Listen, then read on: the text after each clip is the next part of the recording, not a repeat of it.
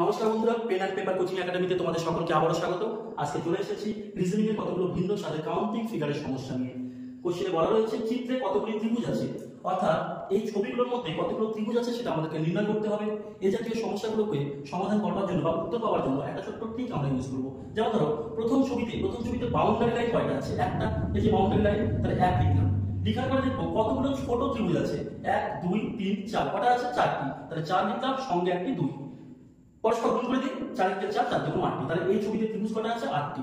চলে আসি দ্বিতীয় ছবিতে বাউন্ডারি লাইন কয়টা আছে? একটা দুটো, তাহলে 2 লিখলাম। ছোট ত্রিভুজ কয়টা আছে? 1 2 3 4, 4 লিখলাম, সঙ্গে একটা 2 এক্সট্রা। তাহলে 4 × 8 8 × 16টি। তাহলে উত্তর হয়ে যাচ্ছে আমাদের 16টি। 3 নম্বর ছবিতে চলে আসি, বাউন্ডারি লাইন কয়টা আছে? 1 2 3 4 5টি, তাহলে লিখলাম 5। ছোট ত্রিভুজ কয়টা? 1 2 3 4টি, 4 লিখলাম, সঙ্গে কি? সঙ্গে একটা 2 ফ্রি। তাহলে 4 5 20 20 2 40টি হচ্ছে আমাদের উত্তর। তাহলে এই জাতীয় সমস্যাগুলো আমরা কি সহজে এইভাবে সমাধান করতে পারবো।